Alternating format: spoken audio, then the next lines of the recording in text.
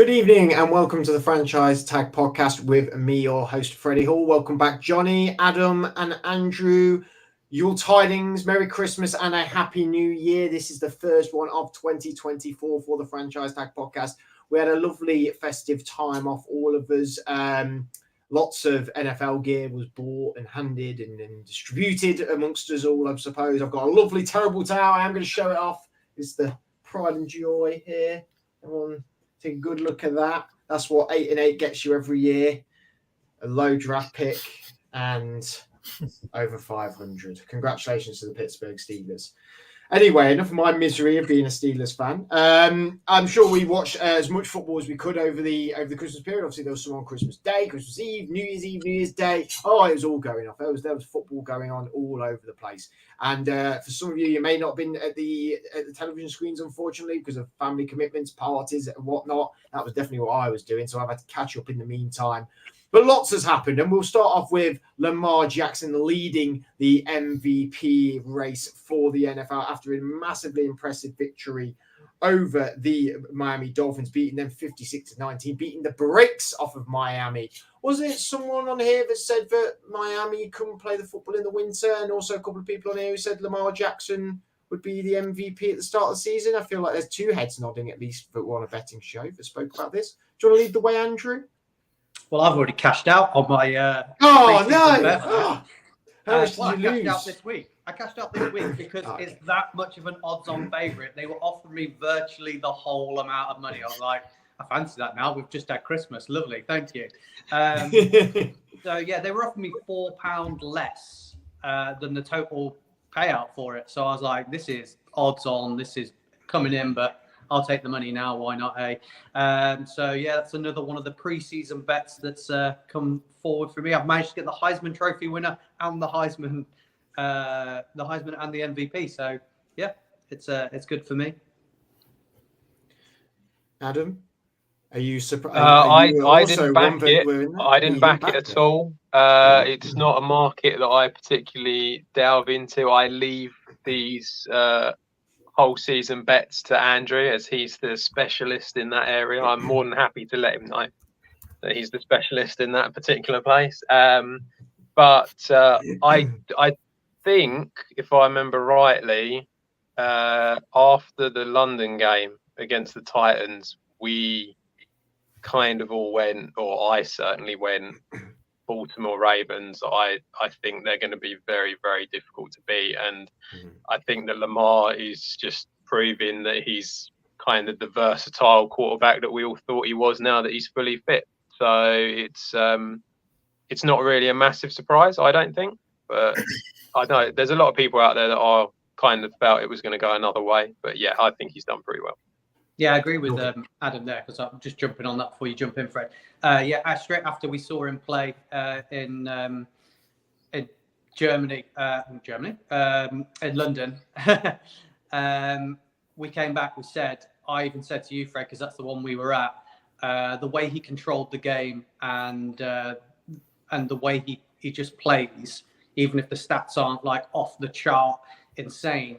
It just, after that, I was like, they're the best team. And he looks like it could go all the way for him. I finally will submit to CJ Stroud not winning it this year. It breaks my heart, but there is always going to be other years, CJ Stroud. Johnny, we say, Andrew said it's not all about the stats sometimes, but 18 for 21, 321 yards, 5 touchdowns, 0 picks for Lamar Jackson against the Miami Dolphins, who have had a hell of a year themselves so far. What's impressed you about Lamar most this year? Definitely, he's coming off his best game, I think, we've seen for a while, and he's quietly gone about his business. I feel that Lamar and the Ravens haven't necessarily dominated headlines until the last couple of weeks, given that, that some of the storylines elsewhere. But yeah, I think the real marriage of having an elite defense and now with the new offensive coordinator, Todd Monken, that has obviously, worked so much, wonders to Lamar's game. He's by far my favourite athlete to watch on his day. We're talking primarily from other seasons, him being, a runner first, but now his passing game is really developing, which, we'd seen, and he's taking it to the next level. Obviously, having the talent around him this year has really helped. But yeah, they look such a force on both sides of the ball. And Lamar, is obviously the star of that piece. So yeah, the Ravens, I think, having locked in the 1 seed, are without doubt now the favourites to go all the way. Worry a little bit, obviously with the what they suffered in 2019, having the bye, and we know what that can do to some teams. Having a week off, theoretically got 2 weeks off, because I'm sure they'll be resting a lot of the starters this weekend. So yeah, I'm really looking forward to seeing who the Ravens come up against. But yeah, they are by far deservedly the favourites now to win the whole thing, and Lamar to win the MVP. Has this season, Adam, been the season that Lamar has finally shaken off the albatross around his neck of he's a running quarterback, he's just physical and running, and that not that he can't throw? There was definitely some people who said he couldn't throw. So that was a massive criticism when he came out, and I know he's had a sort of injury marred last 2 years, but surely this year's the season where he's shown a lot of people that I ain't just about my feet. I can go all day long with my throwing. Yeah, I mean, I'd hope so, given what he's managed to achieve so far this season. It's like, if you look at the stats, I mean, you've got Josh Allen and Jalen Hurts that have both had 15 rushing touchdowns. Lamar's only had 5. So I think that goes to show that he's more than capable of being able to compete without the rushing touchdowns. I mean, he hasn't really. I mean, he has rushed a lot of yards, in fairness to him. I mean, he's on 821, so it's more than anyone else. But I think it goes to show that it's not literally just about him rushing the ball to score touchdowns. It's like, he can throw the ball and pass it into his playmakers that he's got. I also think it goes to show that when some playmakers go out injured, like Mark Andrews, he can still get the job done a little bit, and maybe that's more to the benefit, the plaudits of the coaching staff, and certainly since Monken's come in, I think that's made a big difference for him in that respect. But yeah, I mean, I think I suppose when he won his first MVP, it was kind of like he's this big-bodied rushing quarterback. That's what he's best at. Whereas for this, it does feel a little bit like he's changed his game a little bit, and so I would hope that people are probably looking at him as a bit more than just a quarterback who rushes the ball all the time. Well, my cat certainly agrees, because she's going crazy for your comments. So she should. Well, so she should, exactly. And apologies if I'm a little bit hoarse. I have a mild cold. So I'm sorry if I'm a little bit sniffly. Big shout out to Kerry Jacobs Bryant, our friend Kerry, saying, "Let's go Baltimore." Kerry, come on, you only started supporting Baltimore like 2 weeks ago, mate. Like, you can't jump on the hype train now. You got to give yourself at least a few years, bless you.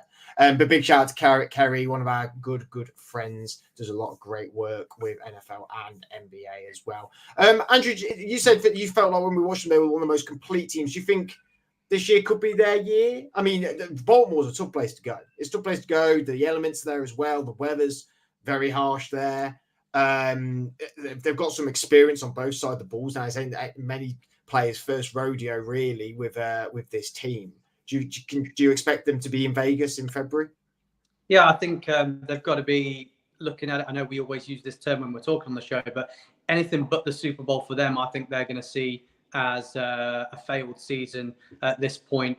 I think this is Harbaugh's best team that he's had so far in his career there. So, as you say, both sides of the ball, they've got the key pieces. I think their defense has really stepped up. They managed to put pressure on people, and they haven't got the massive names on that front seven that maybe some of the other teams have. So it's hats off to the coordinators and what they've done as a team, because they are fantastic to watch across the board, like I say, on both sides. So, I think anything but the Super Bowl for them now is probably a fail.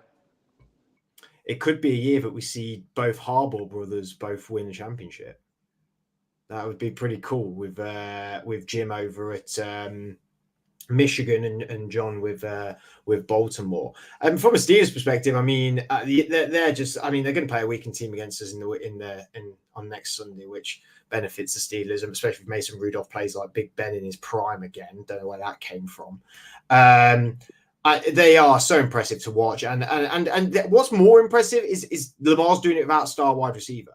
You know, when you look around at the quarterbacks who are really good in this league at the minute, and the teams are really good.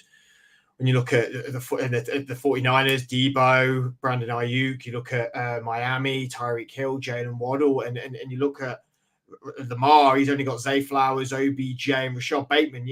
A lot of teams, these are number twos on most teams, aren't they, really? I mean, they are really impressive. And like one of yours said about Mark Andrews being out, what he's done with Isaiah Likely. I know that Andrew and Adam, you've been massive fans of Isaiah Likely coming out of college. He hasn't really done anything till this point, really. This is when he's really shone, with Mark Andrews being away.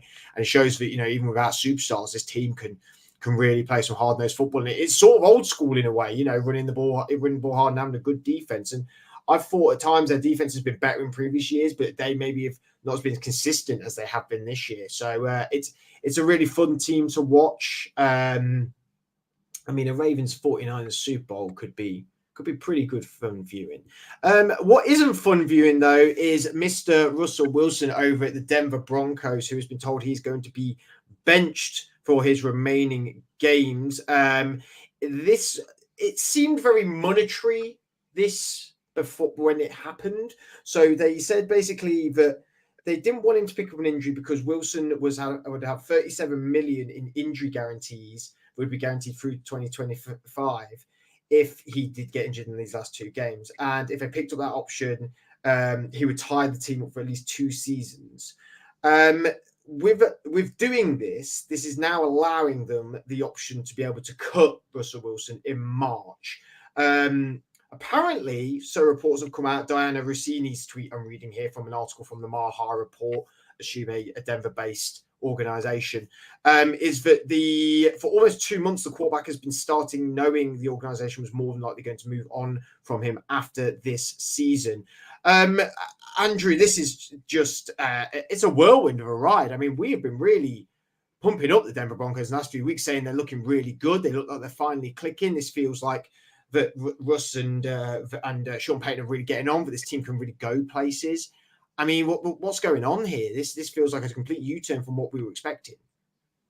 Yeah, I think it was reported after they beat the Kansas City Chiefs, wasn't it, in Week 8? So they had Week 9 where they talked and discussed it.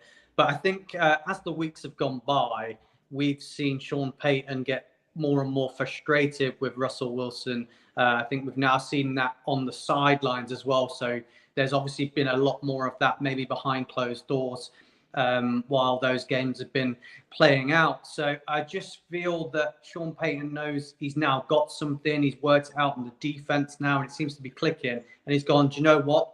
He's not my guy. He's not who I want to move forward with. I think we've seen reports when he was at Seattle and now at Denver that although he's a nice guy and he works hard, there is like personality issues with him. He clashes with the head coaches. We saw last year that he had his own office. He did had special things just for him. So maybe a lot of these head coaches are like, look, you're not what I'm looking for. I want to move forward with something else. I'm not getting the production value that you have done in previous years. So maybe Sean Payton's got a plan. Maybe he's going to get rid of him completely. I know that contract's quite big, but maybe he's going to move on with him and draft someone. You know, I think they're going to be in a good spot in the draft, aren't they, to go after one of these guys. I think Bo Nix is the guy that I think they're round to get him. So, yeah, maybe that's where it's all coming from. They don't want this drama. A player on the team not willing to restructure, not willing to change his contract, not willing to help the team. It's all about Russ. So, yeah, I think that's where this is coming from.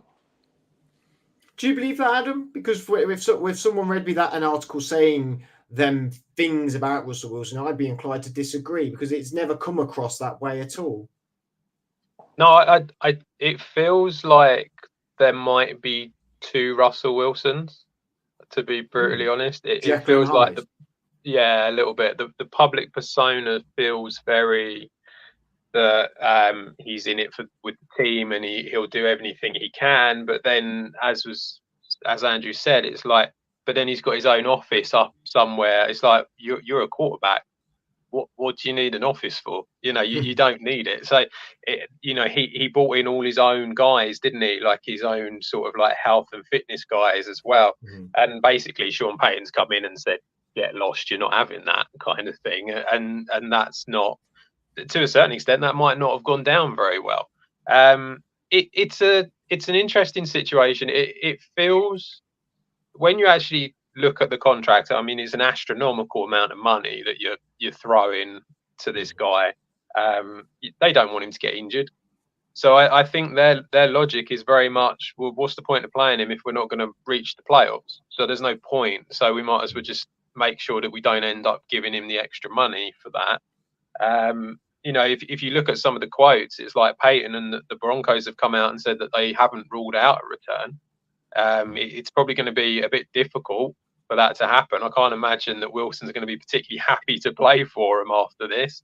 But, he himself has come out and said, well, I signed a 7-year deal, not a 2-year one. So it's very difficult. I don't quite know where they're planning on going. I think it's purely a financial decision, I have to say, on this particular one.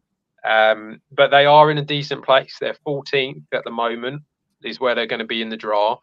So, they will be able to get one of the top 5 quarterbacks at 14. So, that they might want to go down there. And I think that Payton, he wants his guys, doesn't he? He's made that pretty clear. And he's basically taking over as GM and head coach. And I think you might find that the GM who's there at the moment will probably go in the off season, and he will kind of take over, and they're just going to be like, this whole Russell Wilson contract was a disaster.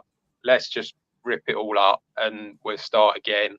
And that kind of feels like where they're going to be. But I suppose it really depends whether Payton wants to go for the rebuild, because I have to say, it seems remarkably like what the Saints position was when he left. So I don't quite know. It's all a bit odd, but I think that they'll definitely, I think they'll be parting ways.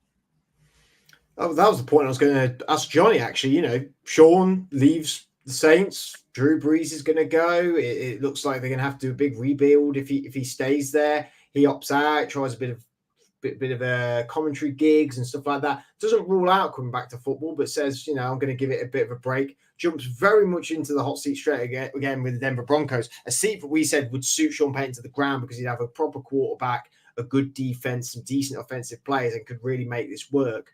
And then suddenly it feels like this is all getting a bit blown up again. Is Sean Payton really going to want to be there for another 5-6 year rebuild?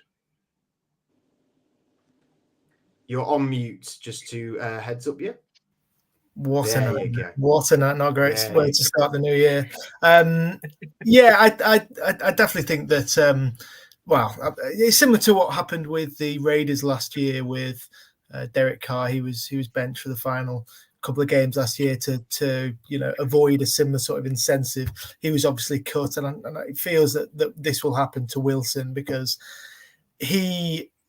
I think has shown this year that he's still a worthy starter in the NFL, particularly for a lot of bottom tier teams, and I think he could do a decent job for a few teams who are vying to try and get into a playoff spot next year.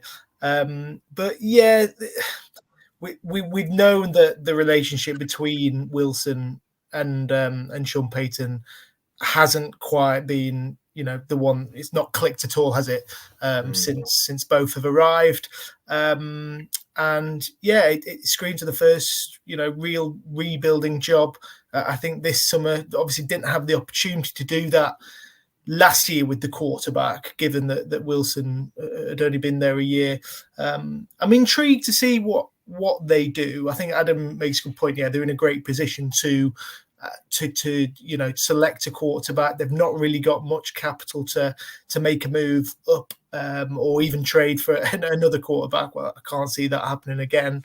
I'm interested to see who they'll target in the draft, because I think that's the way it's got to go, really, because they've got good players, but I feel this year has been. We were positive about them a few weeks ago, but let's not forget this was a team that started, was it 1-5, and the amount of one-score games that they edged suggests that there was a little bit of luck involved. So yeah, I think that the Broncos are still a below-average team in the NFL.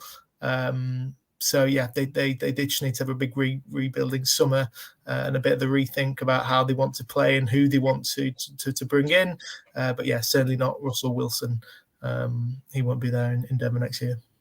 Do you guys really see this as a rebuild? Because me and Adam are saying that they could get Bo Nix sort of category style quarterback, which would slot him perfectly, especially the style of play that he is that we would give Sean Payton. And if they're 8-8, they're in a division where the Chiefs are kind of on a bit of a struggle at the minute. The Raiders are struggling every year. The Chargers, who knows what they're going to be next year. And we all said there is some nice players on that team. Do you think that, maybe they trade Pat Surtain, get some more draft capital? They could be viable next year. Not it's a rebuild. They're going to be at the bottom of their division and sort of working on it next year. Yeah, but I think perhaps not. Yeah, perhaps not. Necessarily a full rebuild, but I do think there are so many holes that need a bottom up approach. And yeah, you mentioned the likes of Pat Surtain. He's probably going to be looking to move on. Quite an unsettled sort of character. But I think the Broncos are never going to. They've got an aging and very holy offensive line. There's been a lot of uncertainty about the wide receiving core. They need a lot of young and up and coming talent to add to this team, and a lot of players who perhaps haven't lived up to the expectations and have been around there a while need to move on. So yeah, I think there are a lot of changes that need to be made, both for Peyton's own comfort, really, to really install his own philosophy and how he wants to play. But yeah, and a roster as a whole, really. But yeah, we'll see how long it takes. It could take a year, it could take 5. But yeah, the quarterback obviously is the most important position, and they need to get that right. Do you not think that it also kind of depends where he wants to go? I mean, he could go for a quarterback who's already in the league. He doesn't necessarily have to go for a rookie and start afresh. I mean, as we've said, Justin Fields is going to be around. If the likes, I mean, it's kind of similar in a way to Russell Wilson, not completely the same, but has the rushing ability that Russell Wilson used to have. So it's like he could go down that way, and then obviously it's about the other question is like where does Russell Wilson end up going? Because, like as Johnny said, he is a capable starter. I mean, if you look at him, I know it's like fantasy leagues and stuff like that, but he's like number 12. So you look at his stats; they're not mega far off of Lamar. They're really not. So it's like he's done pretty well. So there will be options for him as well. Where do we all think he might go if he does get cut, Andrew? I haven't really thought about it, to be fair. I'm just not really sure who'd want to take on a contract that Russell Wilson's going to be looking at when you've got. I don't think we can afford him. The thing you've got at the minute is if you draft someone from this year's quarterback class, which is quite strong, we think you can get them a little bit later on, good value. You're not going to be paying them much money for 5 years. Whereas Russell Wilson, if you're having him for 1 or 2 years, you're paying him too much. But I do think he's good enough to be a starter at another club. He's definitely not the 33rd worst quarterback in the league, is he? So, there could be some interest for someone who's got salary cap, but wouldn't mind taking a shot on him. I think somewhere the Falcons. Yeah, that would be my thing straight away, because everyone was saying Justin Fields to the Falcons. I mean, if I'm the Falcons, I think I'm looking at Russell more, to be honest with you. They just need someone who can, pass the ball and isn't going to throw a ton of interceptions. And they've not had that for a while. So I think Wilson to the Falcons makes perfect sense, particularly because they're in a weakened division and they've got those young players on those rookie contracts. They've got a great chance to win with some decent quarterback play. So, someone like Russell Wilson could have done wonders to that team this year. So, I'm all aboard the Falcons Wilson train. Do we think any of the teams that got a rookie in will hit the panic button a little bit, like Carolina, maybe, for example? No, because Carolina could be tempted to. I think Carolina is going to be a new coaching staff, isn't it? They're going to come out and go, "This is who you've got, and this is what you've got to deal with." I can't imagine that Carolina are going to do that. They haven't got the draft capital either in other ways, and I think they're kind of stuck with Bryce Young now, and they've got to try and make it work somehow. I don't know. I don't see anyone. I mean, Houston obviously not. What's the Commanders' salary? Yeah, maybe potentially, but that they're fourth, aren't they, at the moment? Right, yeah. Oh no, they're second after this weekend. So they might want to use that on something else. I don't know. Maybe I was just trying to think. I mean, ideally, possibly. If Sean Payton wants to do something crazy, just do a straight swap for Daniel Jones. That'd be fine. Do you think, Adam, that the trade that happened for Russell Wilson, that Russell went to the Broncos with him in the fourth. The Seahawks got Drew Lock, Shelby Harris, and Noah Fant. They got 2 first-round picks, 2 second-round picks, and a 5th-round pick. That has turned into Charles Cross, Boye Mafe, Tyreek Smith, the outside linebacker, Devon Witherspoon, and Derek Hall, the edge rusher. Do you think GMs are going to look at trades like this in the future and are going to be less tempted to do them? Well, they shouldn't do them. I think No, well, which one's worked? Tell me which one has worked. That's the problem. I don't see many of these multi-first round pick trades working very often. Trey Lance, that was good, wasn't it? Yeah. I don't see it working. Like, Trey Lance was a disaster for the 49ers when they did it. They just happened to get out of jail with Brock Purdy. That's all that happened there. Like you say, Russell Wilson, it's not happened. I'm trying to think of others that were multiple first-round picks. There's not the Bryce Young ones. The Bryce Young one. I mean, that's probably too early. Well, the Bears have ended up with another first-round pick. Well, this is the thing, you see. Yeah. So, what would you rather? Would you rather have Bryce Young, or would you rather have the 2 first-round picks that you got and DJ Moore? This is the thing. It's like I find normally that the type of organization that does this and throws away the multiple first-round picks in order to get the so-called well-known commodity or to get the first-round pick, it doesn't normally work out in your favor, and it's more like a sign of desperation more than anything else, that you're trying to get anything to work. Another one, the arguable one, didn't the Bears trade a first away in multiple years to the Giants to go and get Justin Fields? I'm pretty sure they traded their first year after. They moved up. Yeah, but I think if you're moving up, that's different. I think it's when you're, I don't know. It's a difficult one because obviously Trey Lance was moving up as well, wasn't it? But I do think that if you're moving up a few spots to get a guy, then that's probably fair enough. I think if you're doing like Carolina moved up like 8 or 9 spots, didn't they, in order to do it, and that's how come it costs so much. Trey Lance was moving up like again 8 or 9 spots. Obviously the Russell Wilson one.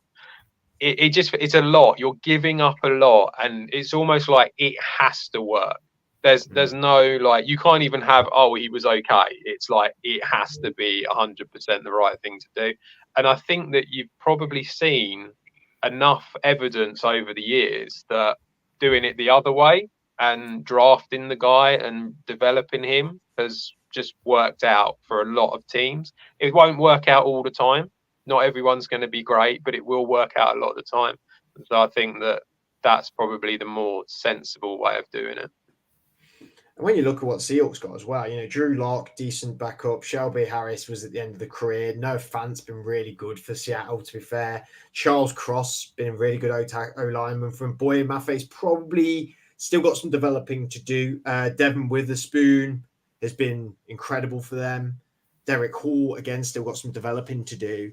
And then you look at their forefront, they've got Russell Wilson and the Broncos drafted Aoma Uwazurike, defensive lineman. I think I butchered that name, but Uwazurike. Yeah, easy for you to say.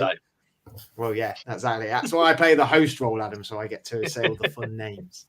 I think you're right. It feels like just a massive risk. I don't think at the time it was a risk, because I think people are like, well, yeah, Russell Wilson's great. Of course, you'd make that trade. He was a top 10 quarterback in a team that never protected him. We can protect him. We have a better defense now than Seattle did at that point. It was sort of all lined up, but it just didn't happen in the end, did it really? Let's move on to outside of the NFL, to college football. And we did have the semi-finals / Sugar Bowl and Rose Bowl for the college national finals. And it was Washington going up against Texas. They won 37-31, and Michigan coming up against Alabama, and Michigan winning 27-20. Andrew, you are our college expert. I assume you watched both these games and how thrilling these games were. I mean, they're very, very close score. The Texas-Washington game went down to the last throw of the game. It's going to be a big final. Yeah, it's going to be a really interesting final. It's one of those close ones. I think if you were, in terms of betting, it's that close that I think it's just a 3-point spread in Michigan's favor. So that it's going to be close. And I think we did a show maybe 3 or 4 weeks ago where we talked about the committee selecting the 4 to go through to the playoffs. And I think when we look at the scores of these games and how close they were and they went down to the wire, I think they got it right, didn't they? I think we can now say they got it right, because these were highly entertaining games. That's what the people wanted. As I said, both down to the wire. 4 great organizations, 4 really good quarterbacks, all the good coaches. And yeah, it's really exciting. I extensively watched a lot more of the Washington game. Thought Penix was absolutely brilliant. So if you haven't watched anything of him yet, watch that game and see how lovely of a ball he throws, because it's exceptional. And they managed to, like they did with Stroud, like they did with Herbert, they let him run the ball a little bit, which he hasn't done all year. So yeah, really looking forward to the final. I'm back in Washington, but it's going to be a really close game, I think. And that game will be happening Monday night to Tuesday morning, 12:30, January 9th. Adam, I assumed you watched the games as well, being that you are dipping your toe into the large ocean of college football these days. Anyone we should be excited about?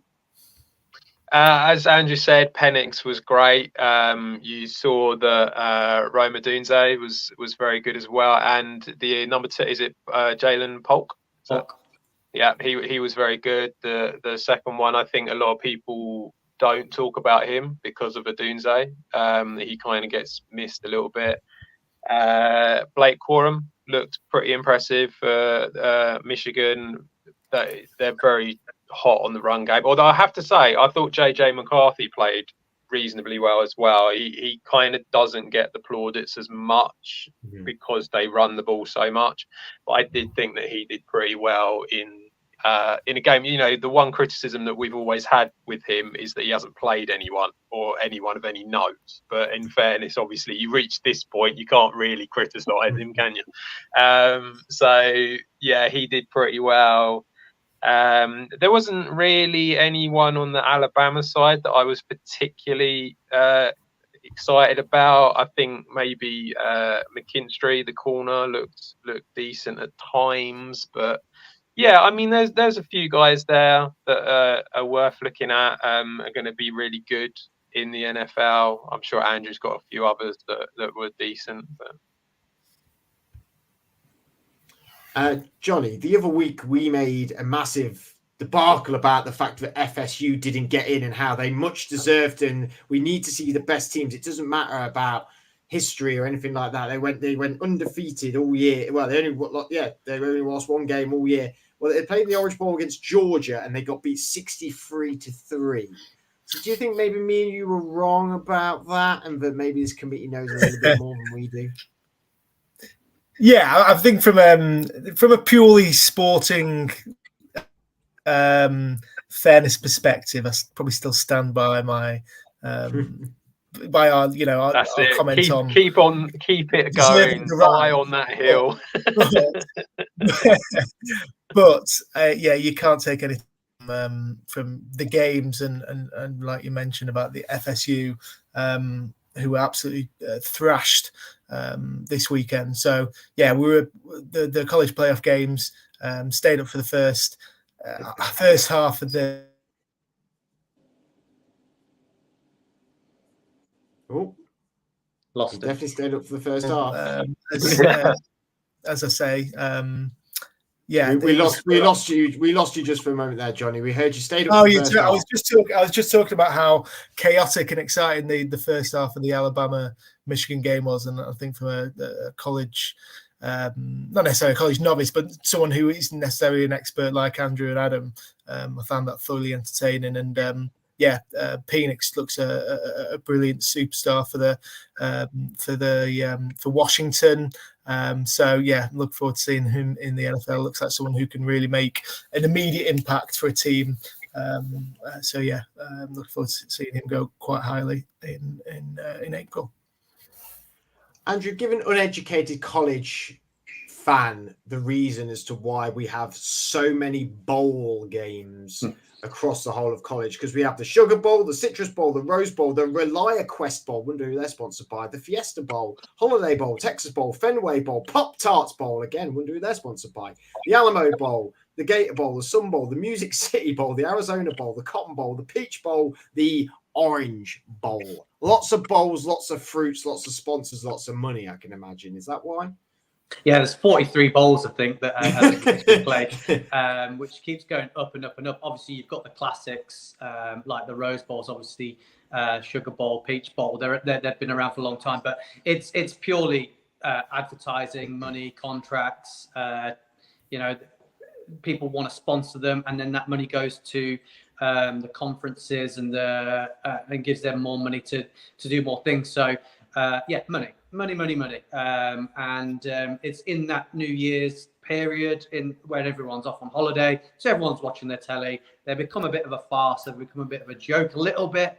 You've probably seen them where whoever it's sponsored by, that's what gets tipped over the coach. You probably saw that in the Mayo Bowl, the Pop-Tart Bowl, the Cheez-Its Bowl. But yeah, I think a lot of the people who are really, really into their college football are now calling for the bowls to be scrapped off, and they're not as important now. They're moving to a 12-team playoff. I know Adam's got some big views on that, and he's only just been into the college football over the last 2-3 years. So there's going to be some reform. I know the TV contracts run till 2026, I believe. So, and next year, I know definitely the championship games have to fall in the New Year's 6, so they're going to fall with the ball games because of the television rights. But there's going to be some reform later down the line. So maybe 25, 26, we're going to see something a bit more interesting going on with them. And just to finalise off this podcast up, obviously a lot of people this weekend was their fantasy football finals. We've all been playing fantasy this year. We've been playing leagues together in fantasy as well. But I know that you guys have also playing leagues that I'm not in there for. I haven't got a clue anything about. Johnny, how was your fantasy football year? Did you do well in some? Did you do poorly in others? Did okay, actually. Yeah, I managed to blag my way into the franchise tag dynasty leagues final with I think my starting running back duo was AJ Dillon and Zach Charbonnet. So I don't know how I've managed that, but yeah, nice. Some nice winnings for coming second. Also came second in another league. So probably the big. I'm not very good in clutch games. So a bit of improvement for next year. Maybe need some more clutch players.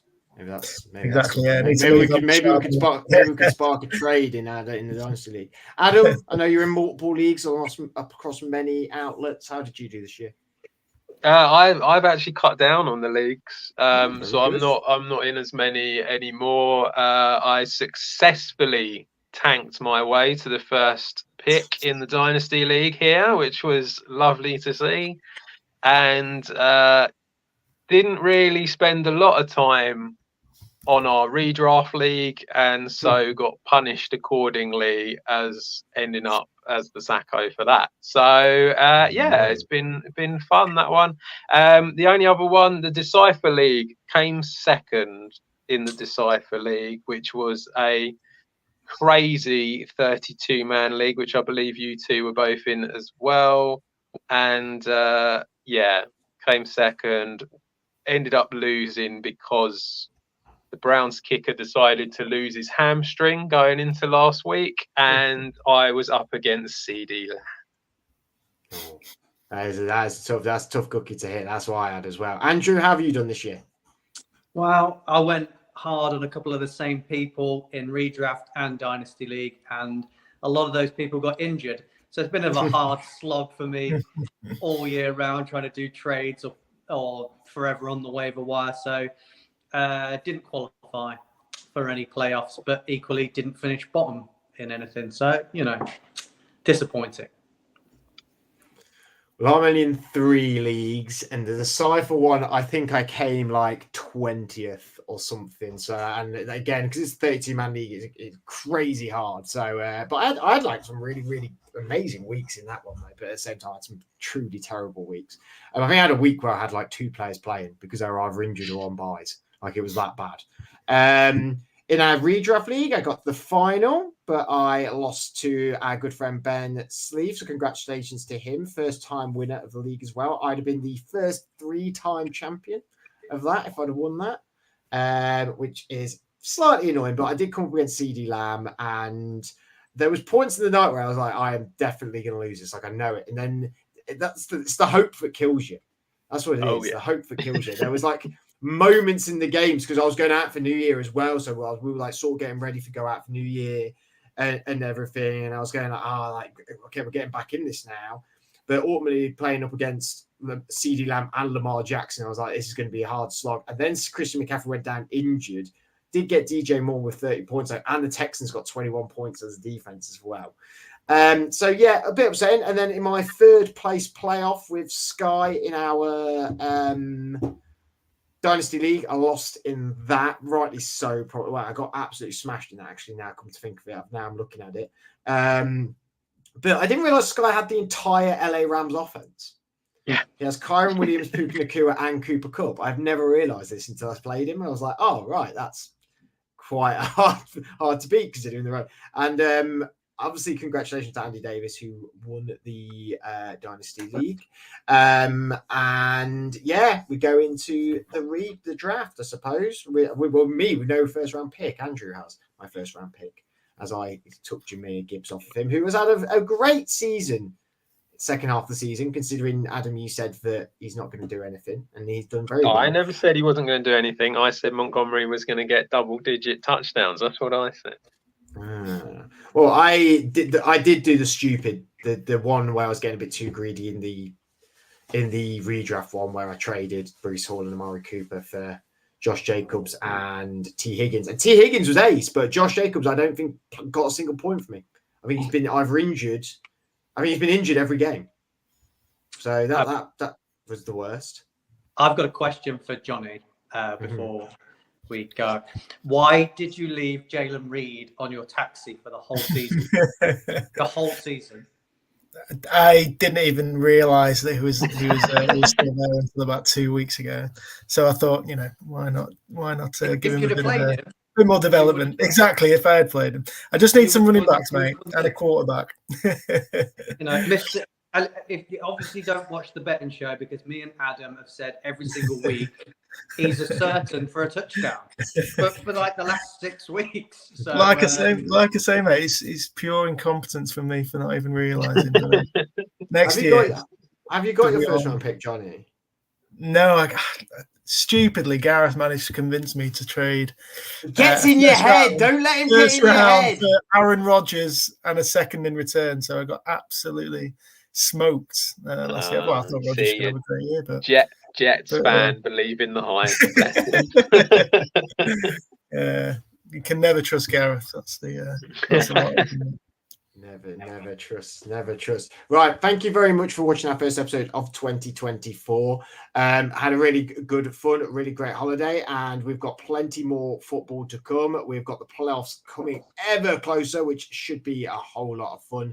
Johnny, Adam, Andrew, thank you again, and we'll see you all again next